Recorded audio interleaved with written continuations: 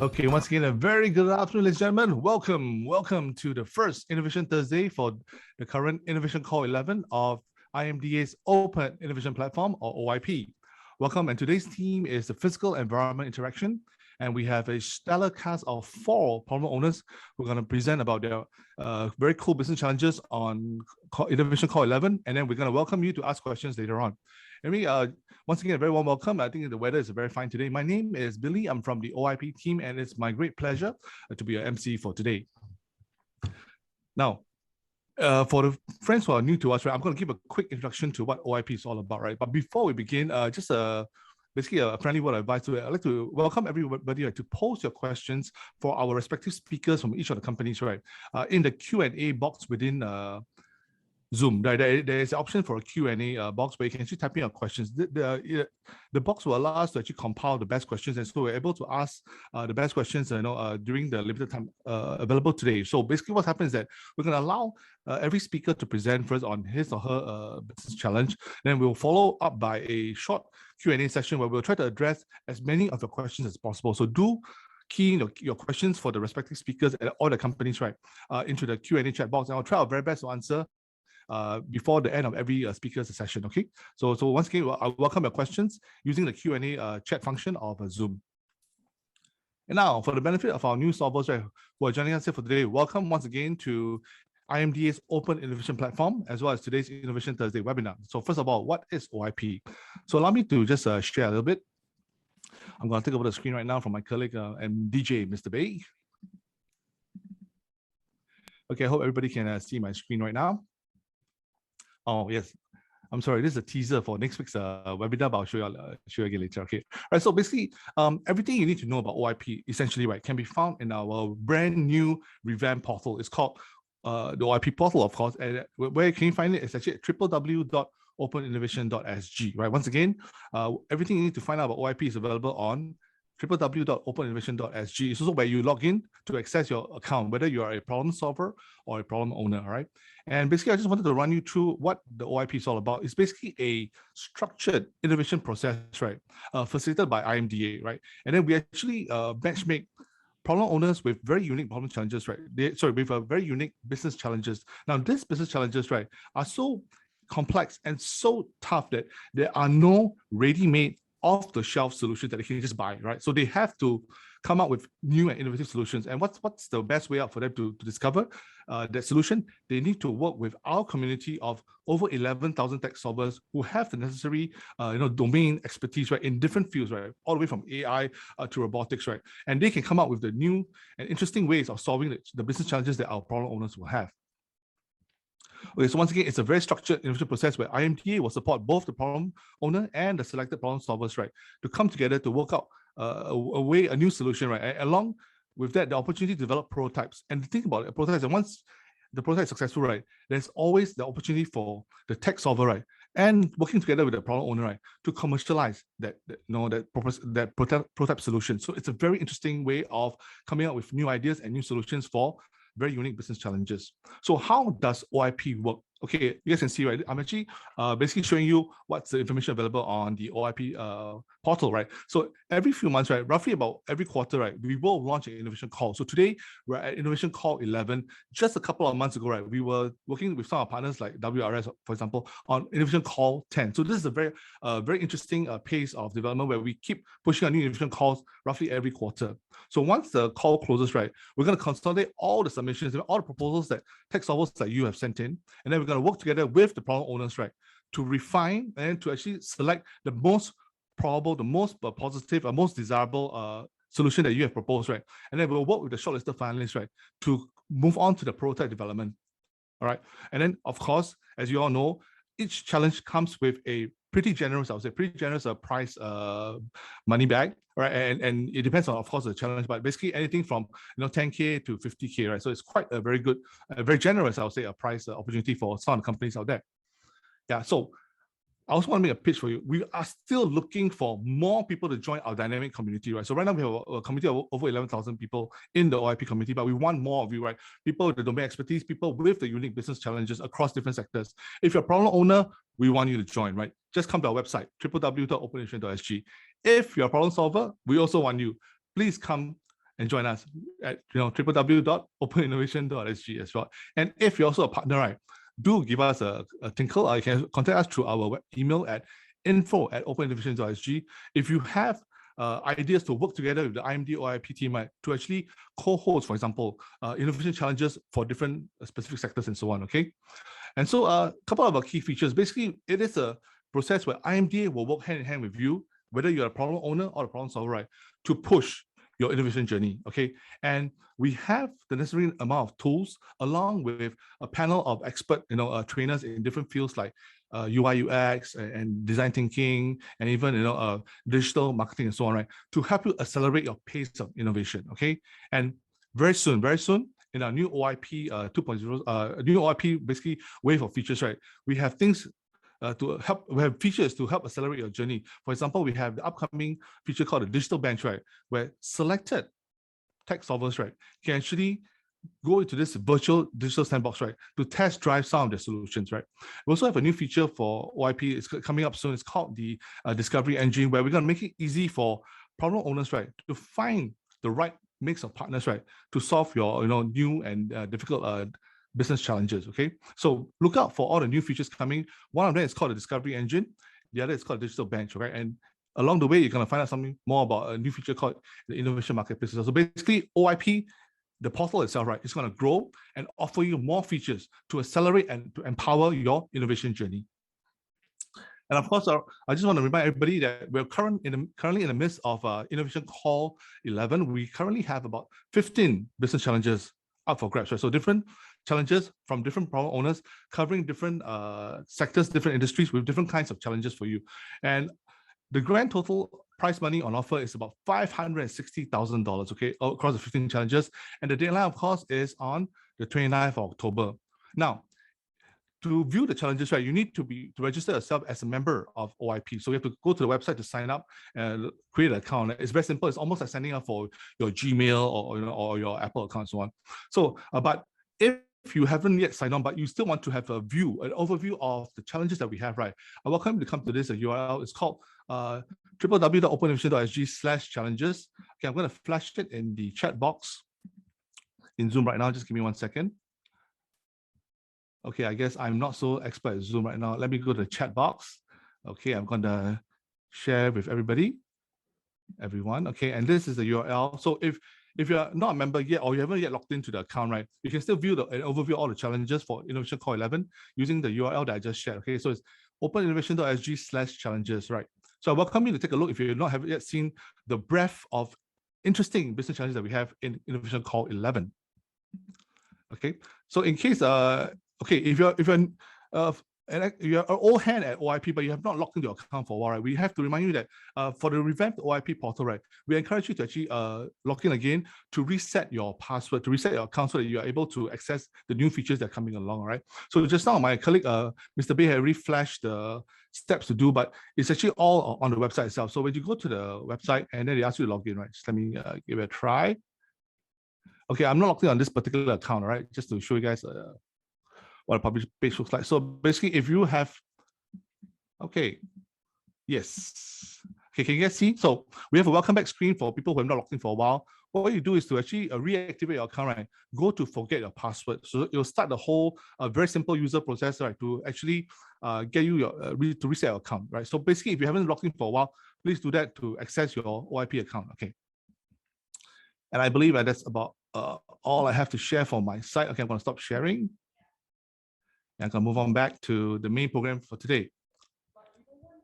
So today we're very honored to have with us, right, 4 of our very cool problem owners in Innovation Call 11. We have the Wildlife Reserve of Singapore, our return customer, right, from Innovation Call 10, and their problem will be on animal behavior recognition system. We'd also like to welcome on board Singapore Sports Hub, supported by the Singapore Tourism Board, and the challenge is on an interactive digital concierge for an optimal experience-driven destination for the Singapore Sports Hub, of course. And also like to welcome Jurong Port, where they have a very interesting challenge. It's called the Ship to Shore mobile application for data exchange and effective port collaboration. It makes me excited because this reminds me of the whole mega port vision that we have in Singapore at Tuas. And of course, last but not least, a very important topic, workplace safety. We want to reduce the amount of accidents in the workplace using innovative technology. And of course, I'd like to welcome on board the Workplace Safety and Health Institute, which is actually a unit under the Ministry of Manpower, I believe. And their problem is workplace safety and health tech solution to detect and prevent falls. A very worthy challenge, I must say. Now, I'll just remind everybody again, the deadline for OIP Innovation Core 11 is the 29th of October 2021. So between now and then, you have roughly a month and a half, right, to basically come up and refine your proposal before you submit, right? So basically, remember, you have 1.5 months. The deadline for submissions is, I believe it's 4 p.m. on 29th October 2021. Okay, on behalf of IMD, I'd like to thank our set of problem owners for coming forth to to sponsoring your challenges on the OIP. And of course, I'd like to thank all our tech solvers who are here today with us, who are very interested in responding and rising up to the challenges posted by our problem owners on OIP. Basically, the OIP as a concept will not work without the support and cooperation of both our community of problem owners as well as problem solvers. So thank you very much, guys. So once again, before I move on to the main program, I'd like to a gentle reminder to everyone to actually post your questions, right, using the Q&A function within Zoom, right, so that we are able to compile the best questions and ask our presenters today. So once again, we appreciate taking our time away from your work, right, to join us, and we look forward to a very fruitful session in today's Innovation Thursday. Okay, up next, our very first organization of today, and it's a welcome repeat visitor from Innovation Call 10. I'd like to call upon our friends from the Wildlife Reserve Singapore with their challenge titled Animal Behavior Recognition System. First of all, I'd like to call upon an old friend, I believe, Mr. Ryan Han, Assistant Vice President of Wildlife Reserve Singapore, to say a few words. Welcome, Ryan. Hey, hi everybody. So welcome to OIP 11. Let me give a broad overview. Then later my colleague Claudia will run in depth on the problem statement. So can y'all see the PowerPoint? Can right? Yes, right, no problem. Yeah. Okay, so I come from the Strategy and Innovation Department. So under this, we have this transformation office. How it started and why is it so is that because in the next 4 to 5 years, the park is going to expand. So we are moving. The bird park will be moving back. We'll be moving to Mandai, as you can see from the map itself. Subsequently, we'll be building rainforest parks, indoor attractions, resorts, and so on and so forth. So it will be a plan that it's it will be a very huge expansion plan. Sorry about that. So what we are doing is that in the next few years, we are building rainforest park. We are building, getting the bird park in. We are building the resort, and so on and so forth. So as we do this huge scale of stuff, what we need to do is to have transformation and the ability to future-proof ourselves. So that is why this department is here, and these are some of the shots that you can find online. So under this, we have this Open Innovation Lab that we are looking at 2 things. One is to manage all these innovation pilots and innovation challenges. The other one, which is very important, because as we scale all this tech innovation and so on and so forth, it's important to build the innovation communities and partnerships that we, as this Mandai Open Innovation Lab, we are actually working on. So as what Billy has mentioned previously, we have engaged, or we have use or apply this OIP platform for our 2 challenge under this OIP 10, which we are looking at about ways to monitor aviary and also this environmental loggers. So I'll hand over to Claudia to share more about the problem statements that we are looking at for OIP 11. Yep. Okay, so I'd like to welcome Claudia. Claudia, are you there? Yes. Okay. Hi, Claudia. So allow me to just give a short intro to you and as well to WRS. I mean, I know Ryan has done it, but I have to do my job also. Okay, so ladies and gentlemen, Claudia Tay, right, is an assistant manager with the animal welfare team in WRS, and she's an animal researcher with a special interest in animal behavior and animal welfare science. So Claudia manages the overall welfare of over 15,000 individual animals and over 1,000 species, right, at WRS. And of course, ladies and gentlemen, WRS is dedicated to the management of some of our very notable conservation attractions in Singapore. It includes the Jurong Bird Park, a night safari, river safari, and Singapore Zoo, right? So before I begin, Claudia, I'd like to have a question for you. What's the leading entry for the naming the the baby panda contest. Well, I can't be saying that, so we'll find out soon enough. Okay, I'm just kidding about it. Okay, thank you. So, ladies and gentlemen, I welcome Ms. Claudia Tate, Assistant Manager from WRS, to take away to start the presentation. Welcome, Claudia. Thank you very much, Billy. Thank you, Ryan, as well. So good afternoon, everyone. My name is Claudia. So I'm here to talk about the challenge that we are, posing, which is the animal behavior recognition system. And specifically, it is for the Asian elephant. Right. So Ryan already introduced us, so I think we're fine for this about what we are.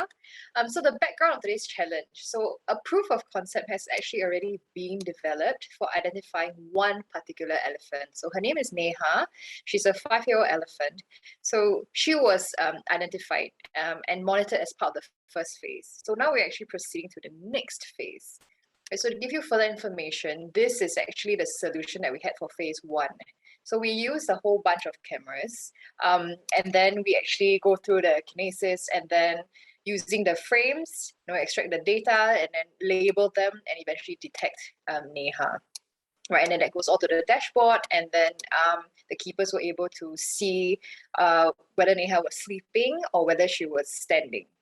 But this came with its own problems. But I'll talk about that later. So just that we have 5 cameras that we put in her back of house area. So this is actually where the female elephants are. So Neha is actually together with 3 other female elephants, including her mum, right? So the problems that we had, so we actually identified some gaps, so 6 altogether. So firstly, when the elephants move beyond the camera coverage or into a really dark location, then the algorithm couldn't detect her. Sometimes the elephants like to cuddle. So then like a tight cluster, then it couldn't recognize Neha. And then when they're occluded, sometimes she likes to hide behind her mom. And then again, if the camera angle was not right, then we couldn't see her.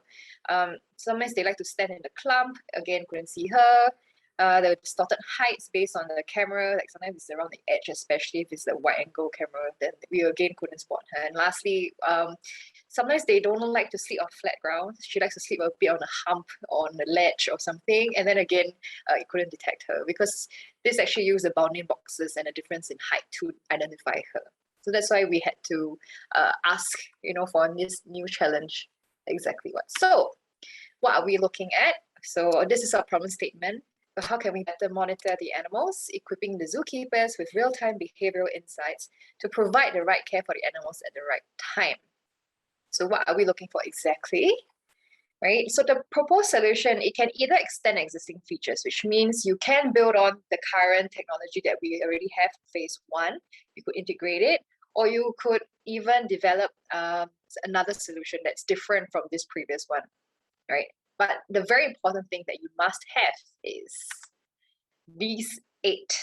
Right, so I need to expand further. There's a reason why they are in this kind of bigger font to smaller fonts. So the most important ones are the big ones. So for the first one about smart elephant tracking identification, solvers can propose any form of sensors or data collection methods as long as it does not place additional stress on the elephants, right, and doesn't disrupt their natural behavior. So the solution should be able to identify each individual elephant. So there's 4 of them altogether, and they are in a herd. It's important to note that the elephants should be tracked individually. So we must be able to tell, like, this is Neha, this is another elephant, this is the other elephant, right? So you must be able to identify them separately and also monitor their behavior separately. You must also note that elephants are very strong, very intelligent animals. Using their trunk, they're also very dexterous. They can pick up something as small as a peanut. And they are really strong. So for example, even tiny sensors, if placed on each other's bodies, they can actually take it out. And even if you put it somewhere where the elephant cannot reach it, the other elephants can actually take it. And we've seen them. They are destructive. They can be really destructive, really curious animals. And if you're thinking of, hey, maybe we can try and muck the animals somehow, elephants like to go in the mud. They like to throw mud on themselves, they throw dirt on themselves, so, and then rub themselves and on various things. So it may be a bit difficult to actually mark them, if you want to put some kind of marking on them. So please note that that they can be destructive. They can remove collars, wearables really easily as well. Right, so for this prototype, should be able to track at least 2 other behaviors. So just now I mentioned that the previous solution, we could look at standing and lying down, sleeping. So besides that, it would be useful if it could predict other factors of the well-being, so such as walking or swaying, right? So this can be discussed further. And it will also be ideal if the solution can track other relevant environmental parameters, right? For the IoT monitoring dashboard, this should be like a one-stop dashboard. It helps the keepers track, monitor, get on-demand alerts when abnormalities are detected. It should ideally be optimized for both laptop and the mobile handheld devices as well. Right, activity classification is more about providing real-time analysis and interpretation of captured behavioral data. Right, real-time alerts, as I said, once certain preset thresholds or parameters are exceeded, it should be immediately flagged. And for it being robust and ruggedized, I think telling you how destructive elephants can be, and also it could be exposed to the elements. And we also have wild macaques that may potentially play with the cameras or whatever solution. So all those must be noted down as well. Yeah, elephants also like to play with water, by the way. Right. It should also be, the solution should also potentially be modular and scalable, because we do want to scale this up eventually if possible.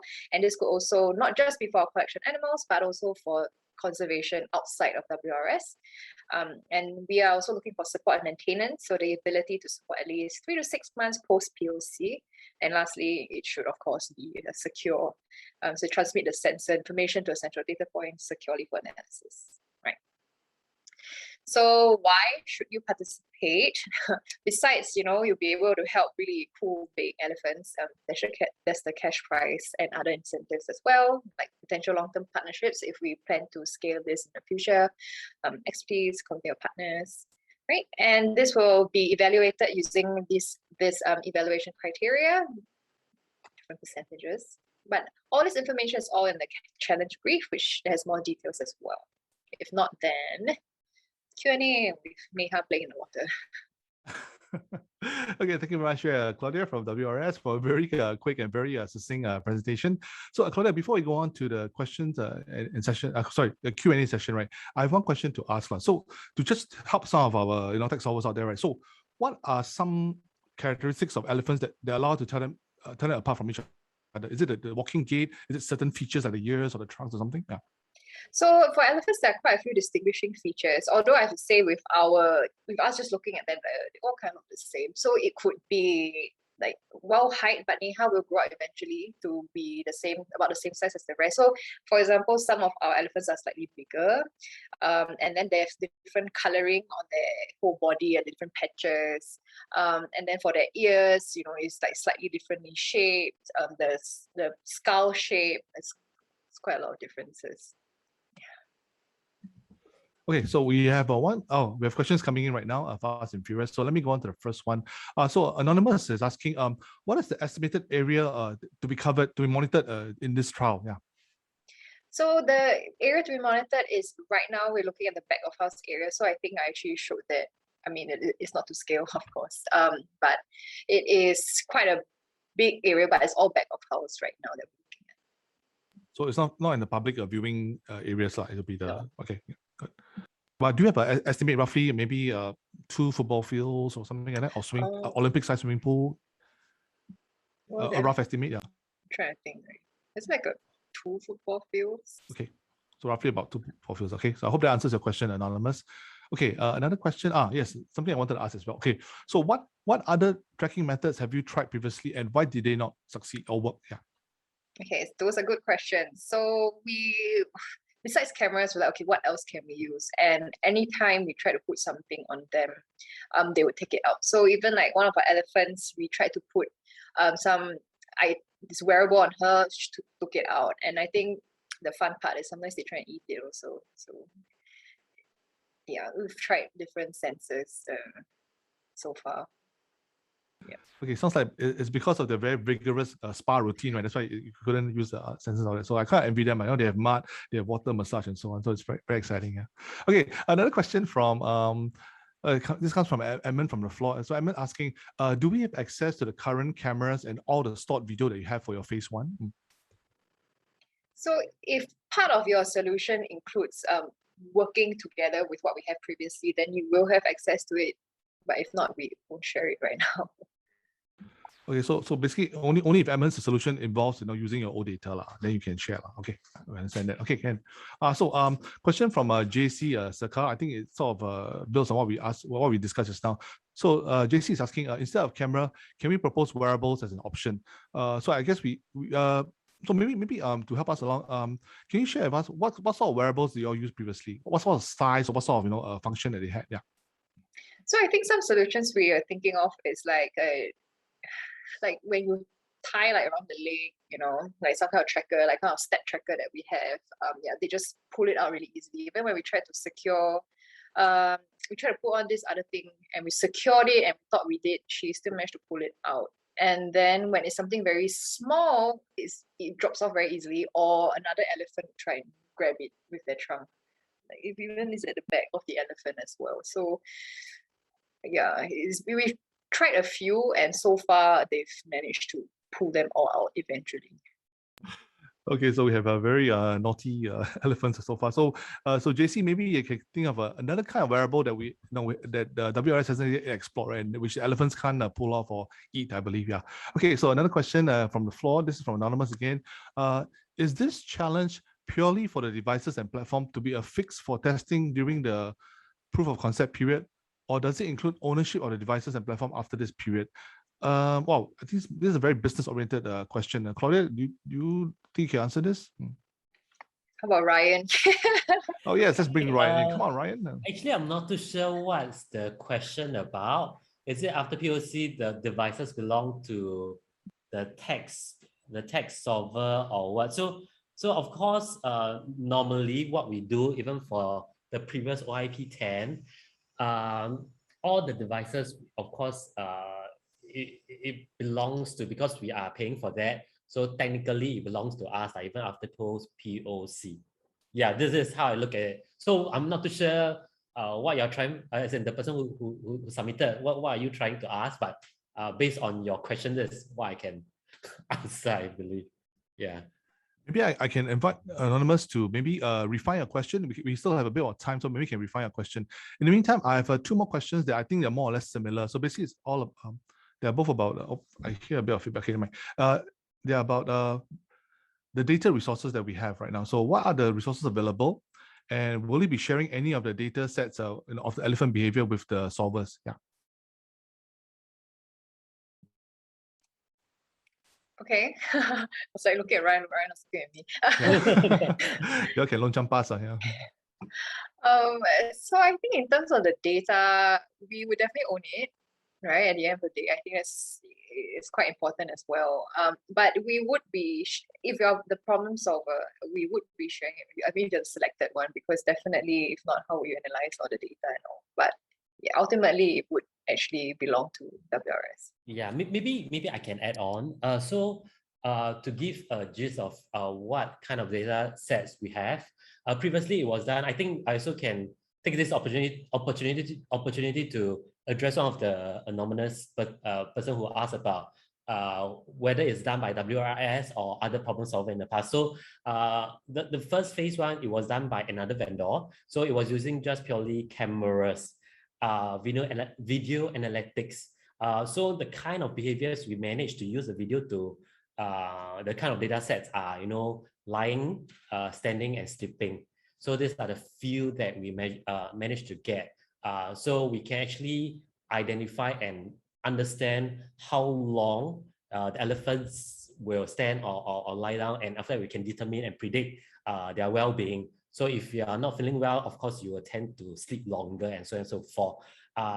And to add on, it works, but the problem now we are trying to look at is we want to challenge, we want to push ourselves further. We want to really identify individual elephants, which is a bit difficult to just purely using video analytics. This is what we feel, but we might be wrong. So I think that's why this challenge is being published, or we want to find out more solutions, seek for more solutions. Yeah. Okay, so I think this probably answered the question from Anonymous about, who wanted to make sure that the newcomers have a chance, with this, because they asked you about, was the first POC done by your other vendor or by yourself, and what kind of shortcomings and all that. I think you more or less answered that, so I'm going to move on to the next question. How many cameras are currently installed? I believe it was about 5, right, Claudia? Was it 5? Yes, that's correct. There Okay, were so the 5. answer is 5. Okay, it's like a oral exam kind of a thing. I have to test on memory. Okay. Somebody want to ask something about OIP call innovation call 10. Did you manage to get any suitable prototype for your challenge in call 10? Ryan, do you want to take on this one? For which challenge? Also the same thing, because I'm not sure. Correct, yeah. So the rationale of this question, we had two challenges from WRS in call 10. So maybe you can refine your answer further. We'll move on to the next one. Yeah, but maybe to this question is, yes, we have we are onboarding the partners now. Okay. Yep. Okay, so that's answered already. All right. So wow, this is a very hot topic. A lot of questions coming in. So data set, we more or less answered that. You'll be sharing what you can. Okay. Naresh has a very interesting question. Do we need to have a ready-to-go solution for this, or can we build it together with WRS? Yeah. I think it's maybe too vague. So I'm not too sure what is the. I think Naresh is probably asking, do they need to come to you with a complete solution, or can they collaborate with you to build something? That means that their solution may not be the full solution, but they will work with you to build it as part of this challenge. We as the expert to give advice, or we as the hardware and software personnel. So if you are talking about hardware and software, no, because that's why we are reaching out to tech solvers through OIP. But obviously, if you're looking from the expert point of view, Claudia and team can help to to share with all the context of elephants, how they behave, so on and so forth. But hardware and software, no. Yeah. But I guess what Naresh wanted to know is that what sort of what level of completion of solution do you expect for them to come to you already? Yeah. Would you have to be 100% ready solution, or something maybe need a bit more input from WRS to complete? Yeah. Preferably at least 100%, but of course this is a POC, so we're not expecting 100% accuracy and stuff, but at least a certain degree of identifying individual elephants. Okay, so Naresh, I think your solution needs to be more or less there. Yeah, not 100%, but more or less there. Yes. Okay, that's great. So Edmund was asking a question that we can't answer, how to tell the elephants apart. I think Claudia more or less answered that already. But anything else to add, Claudia, to how do we tell the elephants apart, or how do we teach the software to tell the elephants apart? Well, I can send a paper on like 28 points of telling elephants apart, so they actually have that, like various tail length and everything. But honestly, for the keepers themselves, the main one they use is more.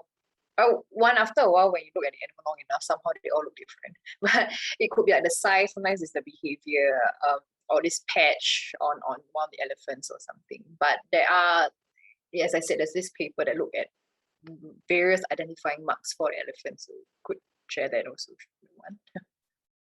Okay. Wow, we have a couple more questions, but in the interest of time, I'll try to summarize as quickly as possible. Okay. Let's see.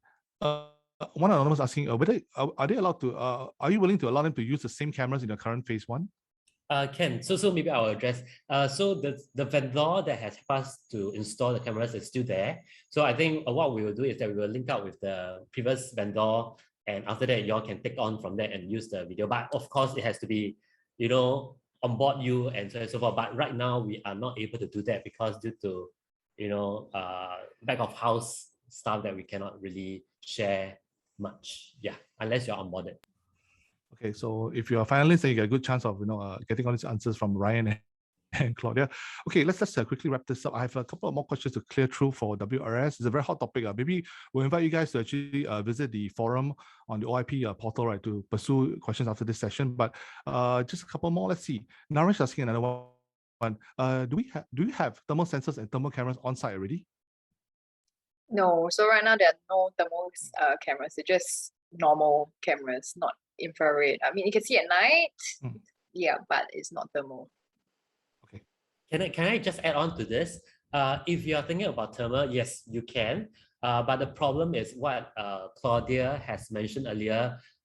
When there's something new at the premise, the elephants tend to be curious. Like if you have a fur kid at home, same thing. They'll be curious. They will try to play with it. So that's why all the cameras are being installed way beyond their height and their trunk's length. So it's high up. So you need to be mindful about thermal. We explored before, but we understand there are some distance challenges. Yeah. Then so this might be helpful for the person who is asking just now. Yeah, about thermal. Okay, I'm going to have time for maybe just one more question. And for the rest of our friends, if your questions aren't answered, right, don't worry. You can actually post your questions for Ryan and Claudia, right, in the OIP forum that's on the OIP portal, of course, at, www.openinnovation.sg. Okay, there's one last question I believe should be, all right, I think it's from Benjamin. I think it's something that I think a lot of people are interested in. So, Benjamin is asking, right, I think Claudia mentioned that you're not able to identify the elephants using video, right? Is it largely due to the low light conditions? Okay, so the reason why we couldn't identify the other elephants is because what the previous solution was that the algorithm would actually draw bounding boxes around each of the elephant, and then using the height or the length differences, they would identify Neha because she's smaller than the rest. Okay. But then the other elephants are about the same size, so they couldn't tell the other elephants apart. I think for Benjamin's point, maybe to highlight, reiterate again, the video can identify elephants, but because most of the elephants are about the same, so now we want to push further and want to identify individuals. So it's how to do it. Yeah, but in the video analytics part that we have done, it's able to, based on the few, yes, but individual, that's a bit difficult and challenging. Sorry, can I just end with one question from me? I just want to ask you guys. So if this challenge goes ahead and you have a very successful prototype, right? How would you expand the use of this prototype? Will you use it, for example, to track pandas, for example? So across our collection, we have many animals, and definitely we're looking at a lot of their behavior. So if this could be used for more than just elephants as well, we would also definitely look forward to that solution. Or it could also be pushed out for other conservation efforts. So it could be maybe even identifying wild Asian elephants. Like that could also be a possibility. Wow, that's very exciting. So look, it sounds like if we do get this going and we do have a successful prototype, it could be the first of its kind in the world. And this will put Singapore really on the global map for conservation. So thank you very much, Claudia and Ryan, for your great presentation and answering the flood of very hot questions for you. And ladies and gentlemen, if you have more questions for the team, you can actually post them on the OIP forum once again at www.openinnovation.sg. There will be a forum to post questions related to every challenge that we have in Innovation Call 11. So welcome your questions to be posted there as well. So thank you once again, Ryan and Claudia. We'll see you soon, probably next week, I think. Thank so you. Have a good afternoon. Thank you.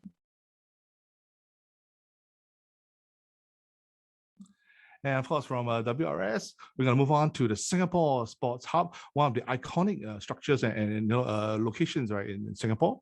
And next presentation is actually, of course, by Singapore Sports Hub. And the problem is actually an interactive digital concierge for an optimal experience-driven destination, right? So the problem statement is basically, how might the Singapore Sports Hub create contextually relevant digital concierge services to streamline and deliver the optimal visitors experience? So I'm just going to be inviting our guest speaker for the next session in just a short while, and he is Mr. Michael Henry. He's the CTO, the Chief Technology Officer of the Singapore Sports Hub.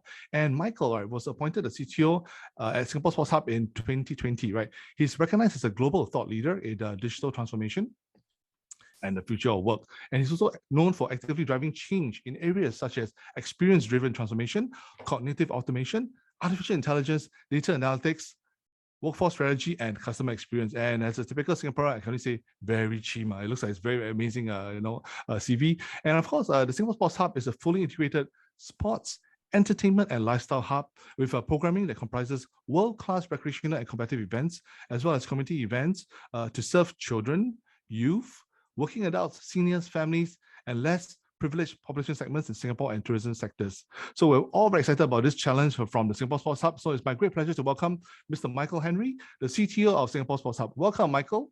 Great, thanks, Billy, and thank you for that wonderful introduction. It's a pleasure to be here. Welcome to IOP 11, and very excited to share our challenge today. Let me just quickly share my screen.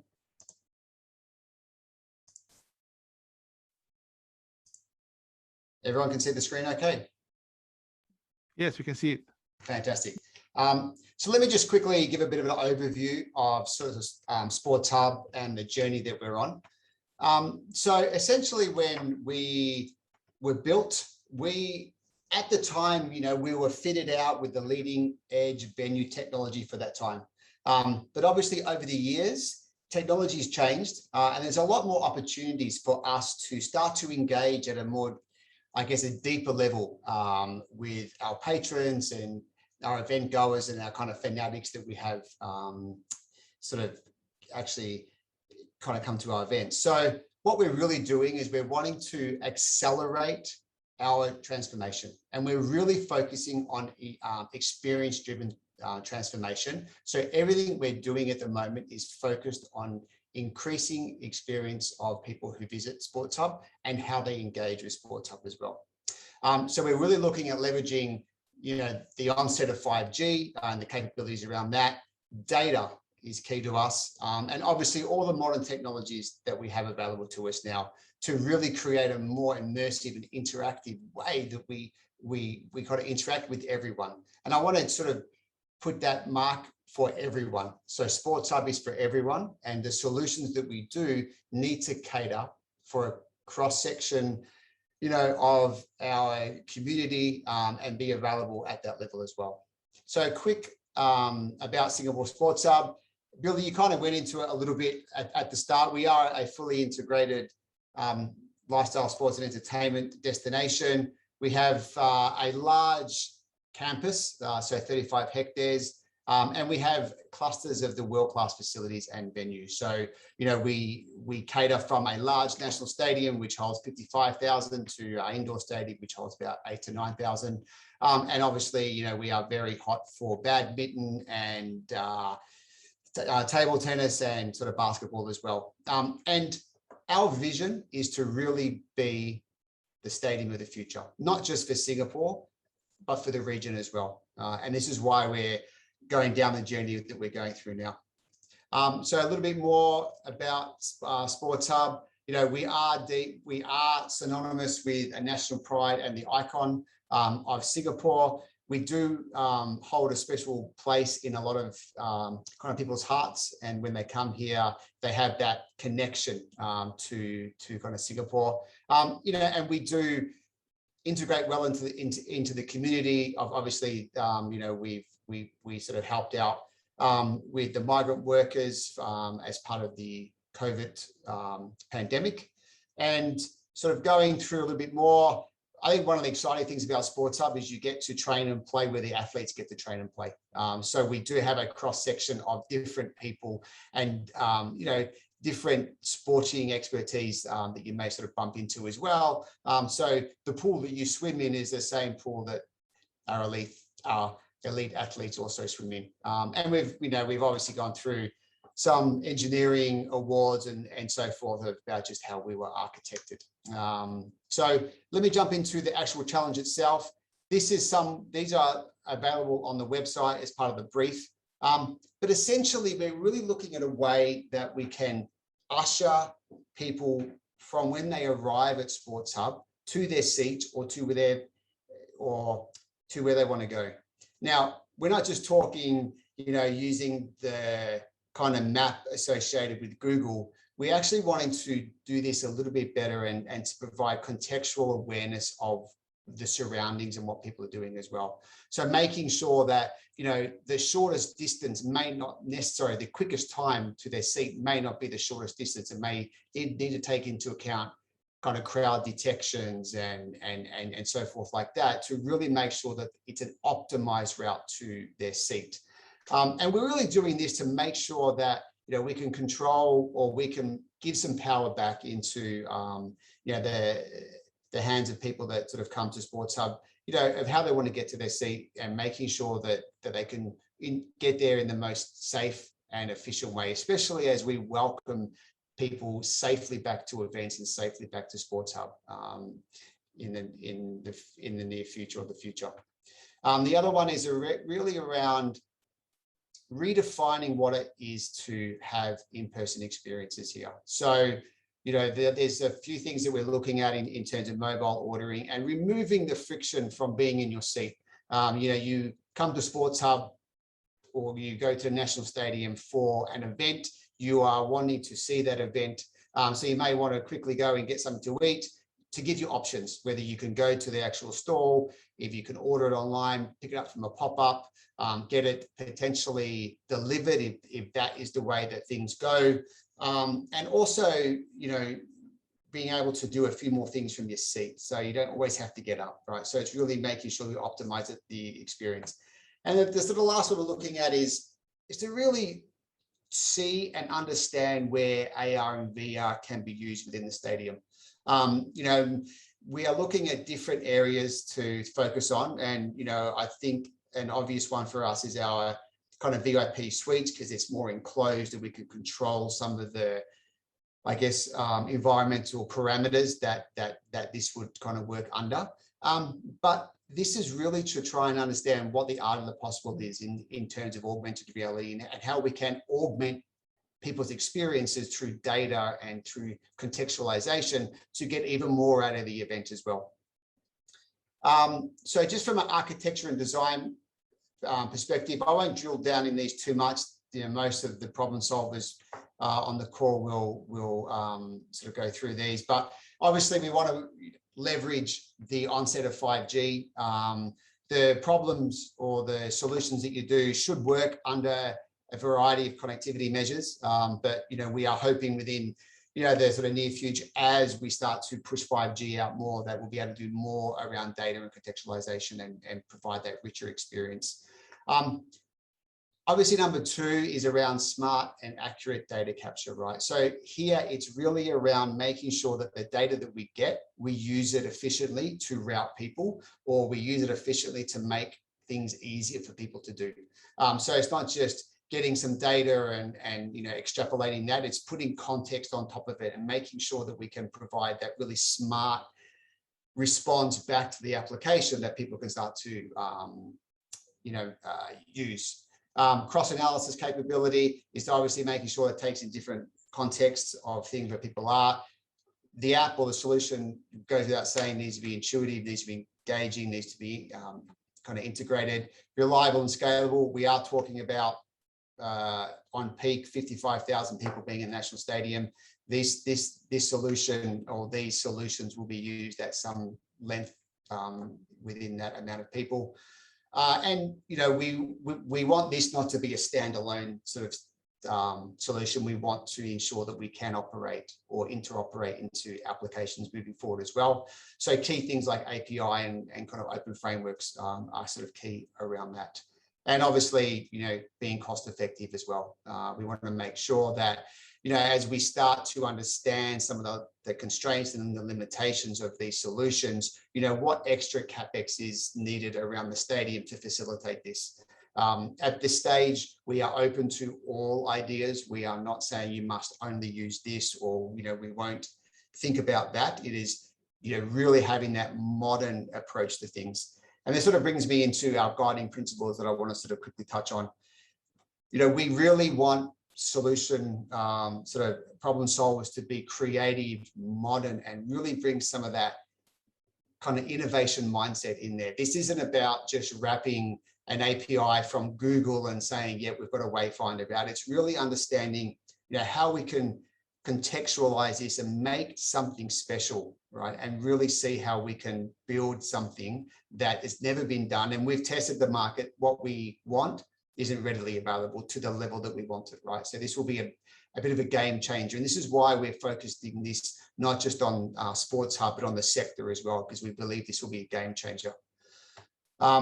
Look, the proposed solutions should be as operational as possible. You know, we understand that there'll be, you know, some smoke and mirrors in the background, and, you know, pilots always don't go to plan. But what I really want to see is I want to see ideas. I want to see the art of the possible. I want to see what hasn't been done before and how we can really leverage that and be excited by technology. Because most of us, you know, in the tech world, you know, we still get excited by technology, right? And with the modern way that we can do things now, we really want to focus on that. Sort of goes back into my previous slide around integration and smart data.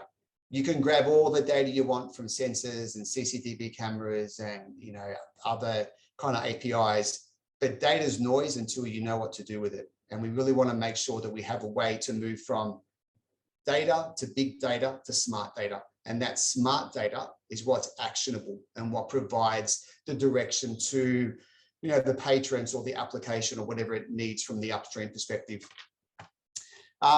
This is big for me. We need to design for diversity inclusion. So all the things around Sports Hub are designed for everyone.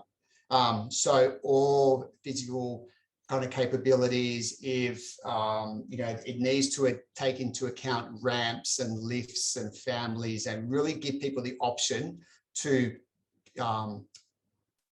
kind of curate what they need, right? It's not a one size fits all. This is, what are my options? What type of person I am? What do I like to do? Do I like to walk upstairs? Do I want to avoid escalators? Do I want to do this? All that needs to be taken into account to make sure that it's as inclusive as possible for everyone that visits Sports Hub. And then goes without saying, secure by design, privacy by design. If we're collecting, you know, data from people to help personalize their experience, as technologists, we have an obligation to make sure that we protect people's sort of privacy, and making sure that if we do collect personal identifiable information, that we know what to do with that, and the solution takes that into account. And the next one is around modularity is important, right? So we see this being the basis of something large, right? And we don't think that we need to do some big monolithic application that does everything. It's think about modules, think about how we would componentize things and have things interact with each other. And that's sort of a key part of where, you know, I'm wanting to focus on this one as well. And then the last one is scale. You know, this is, as I mentioned, we're, you know, at a peak at NST, we're 55,000 people, right? So obviously there's some scale that the technology won't be able to cater for, like connectivity, 5G, Wi-Fi, and all that, right? So just assume that that's there. Yeah, we're talking about the reliability of the platform or the system or how it gathers information. So there needs to be a level of resiliency in there as well. So just again, doesn't have to be perfect, but what I want to see is that kind of art of the possible of how we would do that. So in the brief itself, you know, we are offering $30,000 for this. We are offering, you know, to collaborate to really drive this forward, not just for Sports Hub, but for the sector as well, because it's important. I think that, you know, some of what we're going to do here is going to be, like I said, a game changer across a number of areas, and it's very exciting to be sort of at the ground swell of that from there. So look, that's sort of all I had to go through for today. I will pause there and maybe we'll open up to questions if there are any. And over to you, Billy. Thank you. All right, thank you very much, Michael. Very, very interesting presentation. Okay, we do have questions coming in, but I do have a question on my own, because I was very, very fascinated by your comment on the modularity is important part. Because what happens is that I believe in your use cases that you shared in your problem statement, right?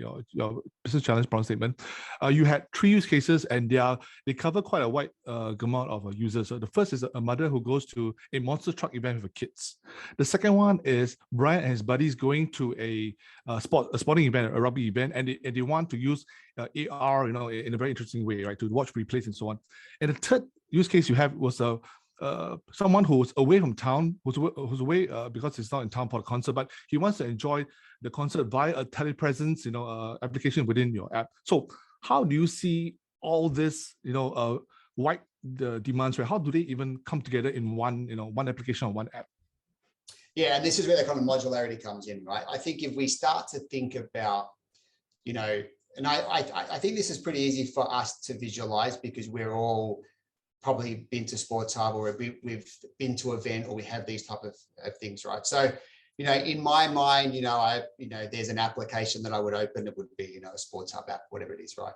And in there, I would have options. And these options are those modules, right? So I have an option to do a wayfinder. I click on, how to get to my seat, and that would, either have the wayfinder app inbuilt, or it would go to a second type of subsequent larger app. But entry is through almost like a portal in my mind type thing. And then from there, I get to choose what I want to do, and I get to have those different modules. When I also talk about modules as well, I think about data contextualization or sharing data between modules, because if I start to curate my experience and I put in there, my name's Michael, I like to walk up, I don't like to walk upstairs, I don't like to do this. I want that available across all the modules, right? So that kind of data consistency across them. So I see, that type of approach. But again, why we're coming to this forum is to get brand new ideas, right? It's to get the art of the possible. It's to get fresh thinking. It's, it's to understand where the minds of the future are seeing where we can take things, and really showing the pride of the technology ecosystem in Singapore. I mean, this is great. Thank you very much, Michael. I'm very excited by the phrase, the art of the possible. It's very exciting. I mean, I'm quite very keen, in fact, to see the results of this challenge. I'll see the kind of submissions that you will get. So, okay, we're going to move on to the questions from the floor right now. And the first one is, a very KPI kind of question that we all have to answer. Okay, Michael, does the Singapore Sports Hub have 5G infrastructure deployed and ready to use? So we partner with StarHub. So we're currently talking with StarHub about getting in different,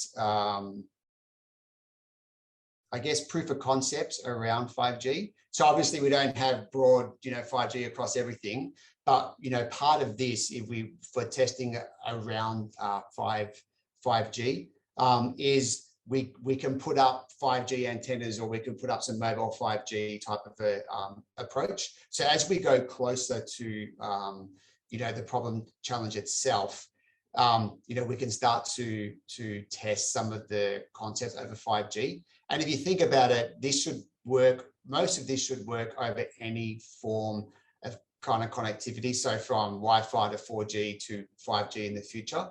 So if we can work on 4G, right, 5G is just going to make it quicker and faster and a better response, right? So, that's sort of where we're going. We want to future-proof to make sure we can absorb and we can really take on any of the advancements around 5G and capitalize those on quickly, and making sure that we can sort of, drive the innovation thought around that. Okay. Thank you, Michael. It sounds like it's a very exciting time to try new kinds of ideas for 5G applications. Okay, up next from Anonymous, it says, can you share more about the existing applications? I suppose referring to current applications that Singapore Sports Hub might have?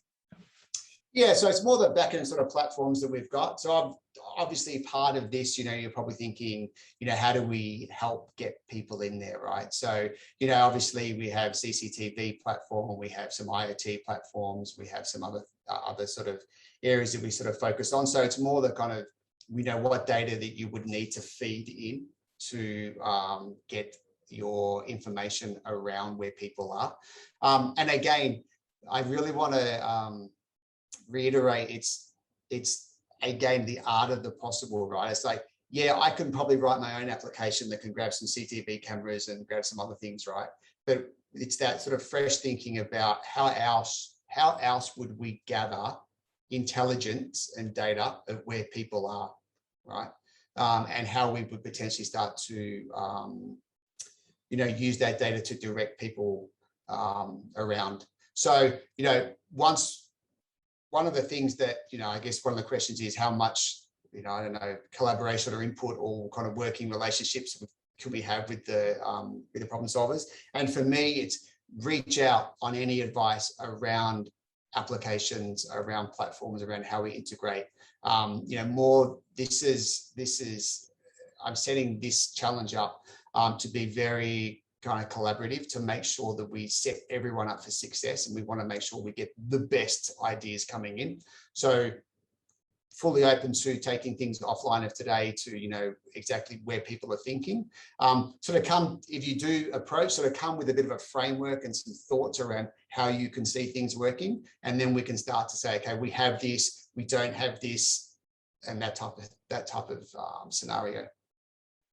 Okay, thank you, Michael. We have another question from the floor, and this is about, okay, is Singapore Sports Hub currently collecting any data from the customer? And if so, what are the touch points? Yeah, so we have touch points in our online booking system. We have touch points on our website. We have touch points in other areas. So we have a variety of different data that we can sort of, you know, all of it's been anonymized. It won't be any identifiable information that you'll get, but there'd be some sample data that we can provide as part of this sort of process. So yeah, there's definitely data, but it won't necessarily be specific to individuals. It'll be in line with any of the PDPA. Okay, thank you, Michael. And we have one more question from the floor, and this comes from Edmund. And Edmund is asking, does the Sports Hub have a digital twin? Very good question. Yeah, that is a great question, right? No, if you want to build one as part of this, feel free. But that is definitely on our journey, right? So in terms of IoT, digital twins, understanding the kind of bridging the gap between physical and digital, that is part of our journey. I don't see the digital twin necessarily being needed for this challenge, but I'm open to ideas, right? And this is where I'm excited to work with the forum and the platform, because these are these ideas that I may not have thought before, and you know, we collectively come up with something that's fantastic. Yeah, and Edmund just came back and said he can build it, but not for free. So what do you say to that? Yeah. Sure. So maybe that'll be the next challenge. Okay, all right, thank you, Edmund, and thank you, Michael, for answering all our questions from the floor. So thank you very much, and we're gonna see you soon for another round of hopefully for another round of our presentations, Michael. Thank you very much. Right, thanks so much, everyone. Take care. Thank you. And ladies and gentlemen, just to basically amend what I said earlier about the forum. So my colleagues have informed me that we're currently enhancing and upgrading the OIP forum for the time being. So if you do have any burning questions for our speakers, right, after this webinar, feel free to email to our OIP general email. It's actually info@openinnovation.sg. I'll get my colleague to put it in the chat room as well. So basically, if you have any questions after this webinar, do feel free to write into info@openinnovation.sg, and we will direct your questions to the respective speakers for today. Okay, I'm just going to move on from an icon of Singapore's landmark, right? The Singapore Sports Hub. We're going to move on to another one, and this is going to be involving Jurong Port. The challenge from Jurong Port is very interesting. It's called Ship to Shore Mobile Application for Data Exchange and Effective Port Collaboration. It's going to be a very, very interesting challenge, because it's about how we can extend the capability of the existing digital collaborative platform of Jurong Port, which is called LT Connect, right, to encourage data exchange sharing among terminal users to enhance ship to shore operation effectiveness. This is something that's going to be world leading, I believe, if you can get it done well, right? So our next speaker is Mr. Desmond Ong Lee Seong. He's the Vice President, Operations and Technology at Jurong Port. And Desmond joined Jurong Port back in 2014, and he currently heads both the projects and technology as well as the digital operations departments. So as VP, he leads the teams in the research, piloting, adoption of innovative and efficient solutions in Jurong Port's digitalization effort and its strategic move towards becoming the next generation multi-purpose port. Remember, this is a very important mission, the next generation multi-purpose port. So of course, Jurong Port is a world-class multi-purpose port operator serving as Singapore's premier gateway for general and bulk cargo. So ladies and gentlemen, it's my great pleasure to present to you Mr. Desmond Ong Lee Seong, Vice President, Operations and Technology at Jurong Port. Hi, Desmond. Please. Hi, Billy. Thanks. Take it away, sir. You know what? I'm all decked out today in the uniform as well, isn't it? Looking very handsome, sir. And I love your backdrop. Very nice. You know what? It's the backdrop of our home port. And thank you all for attending. I think the tax officers are here today. So thank you all for attending. And I'm going to give a brief run through, because it's going to be if I'm going to do it, it's going to take hours to explain lighter terminals. But without further ado, let me just jump straight in. So let me just share the screen, if I may. Okay. Just let me know once you guys have that screen up, and let me just a minute.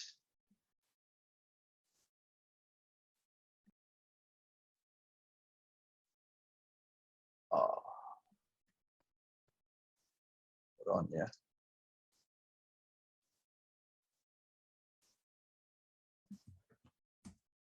Can you guys see it actually? Wait, let me just see. We can see in the preview mode, the PowerPoint preview mode. Yeah. Okay. Get this off a bit. Let me just grab this away. Yeah, perfect. Okay. Did you see this, the full slide? Yeah, we see the right full slide, right? Opening slide. That's Perfect. right. Yeah. Perfect. Okay, so I'm not gonna just introduce this part already. I think Billy has done a great job on that. Hi, my name is Desmond, and let me just take you through the first slide that I like to show with everyone's good understanding. So if you can see this slide, it's always very nostalgic. So what it means is basically, you know, if you recall 1950s, 1960s, for those who are old enough to know this, you know, this is how lighter terminal used to run. And in fact, this is the boats that we used to carry. So you can imagine technologies and all that can come into play as we move on this. There's so much opportunities, and we have done that, you know, through the past couple of years, and there's a lot more that we can do as we move along. So before I go into the details of the background and all that, let me just share about Jurong Port itself. So Jurong Port, actually, it's a multi-purpose port, and we are a primary gateway for basically the general and bulk cargo since 1965, right? And 17 million of the general bulk cargo has been done through Jurong Port in 2019, of which we do a little bit of containers as well. And we have a bit of overseas port venture with China and Indonesia. And recently, if you have read the news, we have also recently acquired the JP Universal Terminal. And that's where we have started to venture into the tank farms and tank terminals. But I think without that, you know, all these things that we are doing in terms of business growth, one key part of our drive and journey is to make sure that, you know, we get into our waterfront transformation, and that's also focused a lot on the digitalization part, and as well as, you know, sharing this economy in the greater good of things. So where are we basically? Then that's what a lot of people may not know, right? Jurong Port isn't that far off in the western part, but it's somewhere in the southwestern region of it, in the Singapore island itself. And we have two main key lighter terminals that we're going to touch on later on in more details. That's where Penjuru Lighter Terminal and Marina South Wharf is to serve basically the anchorages in the Singapore waters. If you look at that, what does that mean, right? In the lighter terminals, things that we do. You can see here, right? It's really things that the vessel that requires all the supplies, from the point of mattresses to the point of the paints that they need on the vessel, to the, you know, even the lubricants that they need on the engines. So basically what we call as ship spares and ship supplies that they need. Unfortunately, not all vessels call in the port. Hence, as a result, when they come across the Singapore Straits, the Malacca Straits, sorry, they actually take supplies through the anchorages when they come here for bunker calls. But what key point to note here is also to note that it's actually a very high volume and high frequency business. To put into context, you actually notice that, you know, in the slide here, there are actually 82,000 boat calls in a year, and as well as 219,000 truck trips in a year as well. That translates to about 225 boats and 600 truck trips. That's really a lot in context to a terminal like this. So what that is actually poses a lot of problems that we face today, right? In terms of matching the trucks and the lighters. So I'm just going to show a little bit of the supply chain so that you understand why this is so important from a digital standpoint, how they go point to point, and where we are right now and how we can bring it into the future of it. So as the start of the picture itself, you can see that, you know, there's mother vessels. These are the vessels that actually the owners bring the vessels here. And typically when the vessels are actually calling into Singapore, apart from the typical loading and discharging operations at the terminal, they actually also come here for a bunker. And as a result of that, when they come to take bunker, which is the fuel that they need to travel, they actually take the ships and spares, which they actually get it from the local agents in Singapore. And you can notice that once you go down that path, then they'll go reach out to the ship suppliers to get these things. And these are somewhat like your supermarkets in layman term, and as well as your maybe, you know, your kind of like a spare shops that you get. And once you get that, you actually need to arrange the logistics transportation with the truck side and the lighter boat side. As you can see from the picture, these two are the main coordinating point between the landward and the seaward side, eventually reaching into the mother vessel to receive the goods itself. But to do that, the connecting point, the nexus between the land and the seaward, is actually the lighter terminals. And to do that, there's a lot of transactions going on. You can see from the picture itself, you know, the way that they do it today is very rudimentary. They actually use WhatsApp, they use WeChat, they use emails, even by, you know, phone calls, stuff like that, to basically coordinate jobs across the supply chain. So it's a very complex supply chain. I won't go into the details of how complex it is, but you can imagine and size up the problem when it comes to the amount of volumes that we do from the truck trips and the boat trips as well. So we kind of launched this LT Connect, right? So LT Connect was mentioned a little bit earlier by Billy as well. This whole LT Connect actually basically runs the terminal operating system that allows logistic planning to be efficient by matching the lighter boats and the trucks. So once you do that terminal operating system, we are able to basically get the trucks to come on time, and as well as the lighter boat to match it such that there's no idle time, there's no congestions, and as well as getting it on real-time basis. So the ability to share this in a singular platform, and as well as connecting to the stakeholders, as you can see on the left of the slide itself, sharing the various stakeholders. We have about 300 suppliers, 2,000 over drivers in a community, 200 boat captains, and these boat captains, I'll share a little bit more about the demographics itself, and as well as the boat operators. So all these stakeholders needs to coordinate closely from the agent as well to be able to basically efficiently supply the cargoes that they need to bring it to the vessel. So from a schematic standpoint, so that you understand how that flows, basically earlier on I mentioned about the matching principle of it. Prior to that, everybody just comes to the terminal hoping to meet their lighter boat on time. Sometimes they don't meet on time just because there's a delay and they go through by phone, but because of the fact that it's through phone, sometimes miscommunication is like a broken telephone itself, you don't get the information right on time. And hence with the lighter terminal, LT Connect itself actually allows us to match the boat and truck more efficiently. And that's where we are right now. But of course, if you look at this problem statement, it will go beyond just where we are today with LT Connect. So that brings us to the next point where we are right now with the adoption itself on the LT Connect. You realize that, of course, from a system standpoint, it goes beyond just transactional in nature when it comes to the port. It goes into coordination, planning, and hence there are a lot more data points that we kind of built over the last couple of years in systems. And because of that, there are a lot more users involved. The second part of which is, of course, these kind of jobs are on the go. As I mentioned, it's all about logistics. So you have people driving, truck drivers, you have lighter boats traveling, coming into the terminal as well. These guys work on the go. And one of the key part of it is to expect, they do expect some kind of mobile friendly kind of devices to allow them to do it, of course, on the go itself without any difficulty.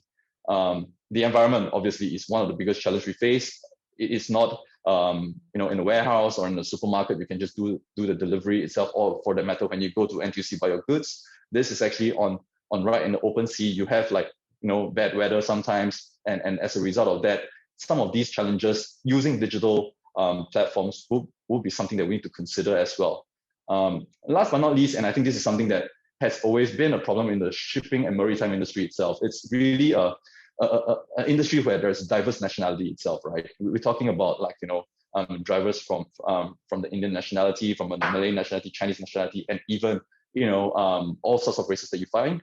And as well as, more importantly, you also have different literacy level where you need to coordinate them into one singular platform. And as a result, it needs to be easy to use, and as well as ability to do it in a much more faster way as the operations is on the go at all times. So looking at that kind of issues, the next point I'm going to bring across is actually the problem statement that we have here.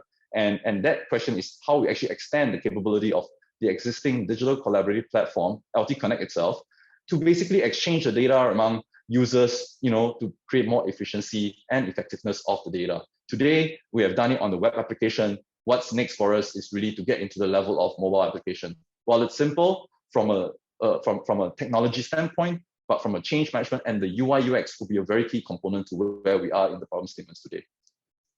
So it is, if I may broadly put it into three main buckets itself. One of the key ones is, of course, on the real-time communication platform and as well as a notification system with LT Connect. Where we are right now is, of course, we have such features, how we're going to make it more seamless. And that's where this is the thing, one of the problem statements that we have here in one of the category. The other category is, of course, on the digital DSA view. I'll explain a little bit more in the later slide, but basically how we actually digitize this process that currently, while it's on a web application, but on the ground itself, it is still using manual paper processes. Last but not least, of course, the ability to preemptive plan and optimize basically the management of loading and resources that we have here, right? So let me just share a little bit about how it is done today in the context of technology that they use, or even not so high-tech technologies that we talk about. So they kind of go onto WhatsApp, as I mentioned just now, email and all that, to do their coordination work. Whether it's printed out emails and they have to start to inform their drivers. Similarly, on the boat operator side, they do over phone calls. This is how they want to do it. And that's where the first statement of having to find a way to connect this people, stakeholders in this singular platform beyond just a singular web-based application to outreach to these people. It's actually very critical here. So the way that we want to do so is to be able to provide this system notifications organized by loadings, and as well as the ability to have a respond and acknowledgement kind of a feature that allows them to be more responsive in the jobs that they're doing right now. And also, last but not least, no need to individually send information, right? But rather a consolidated one in a single data platform itself. The other part that I was actually raising on just earlier on a little bit is on the manual portion of things. Of course, while we have a system that allows them to do declaration, allows them to bring the cargo into the port, but once they enter the port itself, that's where paper documentation still needs to go through today, solely because there are certain links that needs to be accounted for, whether is it the number of lifts, whether is it the number of tonnages that they carry. These are things that are recorded here before they actually be transacted back into the system. So there's a bunch of manual transaction that's taken place right now, and you can see it's, while we are trying to be more technology savvy, where we are right now, we still do have a lot of papers, and that's where the opportunities are actually that we can actually gain from. So that's another potential that we are also focusing on in terms of hoping the tech solvers can actually help us with. All right, and of course using barcode scanning and all that stuff potentially in the future. So if you look at what the three buckets are, the summary of which is of course having the ability to have operations going on live with technology using mobile application prototype. What we have right now, obviously, as I mentioned, on the web application LT Connect platform, it's important that it's actually integrated seamlessly. Not only that, the other things that needs to be considered as well are the effective communication and the ability to have a future-ready framework. I'm going to talk about this because this is something that beyond just where we are talking right now between the land and seaward side, connecting to the terminal, it goes actually beyond that for the full supply chain. And that's where Jurong Port, being the nexus of the terminal, the land and seaward side of things, we are able to expand this digital front, allowing tech solvers to look into beyond just this opportunity of solving this problem statement that we have here. Of course, we are also looking at collaboration with the users on all this technology on the mobile application, so that the UI UX are very important that we mentioned in one of the criteria here as well. So I guess everybody is aware of this. I'm just going to quickly reiterate the point. We're here. We hope to find the solution from the tech solvers, and hopefully to gain access the kind of pool that we have here in IMDA. And I really appreciate IMDA's effort in putting this whole OIP up today. Hopefully we gain some of this expertise related to our project and be able to do these test resources. The evaluation criteria, it's in a document as well. I just want to briefly mention the solution fit is one of the key components of our evaluation. And then, of course, the ability to the readiness of which is also very important to us. Last but not least, on the two bases of whether or not there's advantage and potential in the future, and also in terms of rolling out on a pilot trial, and the company's background and profile on a technical basis. These are things that we will evaluate on. And yeah, so that's the timeline that we have. And I think that's my last slide. Yes, and I'm open to the floor for questions, actually. Okay, thank you, Desmond. A very, very interesting presentation. And wow, the No challenge problem. is very interesting and very, very dynamic as well, I must say. Okay, before you go to the questions for the floor, I do have a very silly question. So basically, I understand that you have just developed LT Connect, right? Yeah. So my question is very silly, but why do you not consider just working with your current vendor who developed LT Connect to develop the next phase? Why turn to OIP? Yeah. Great. I think that's a very good question.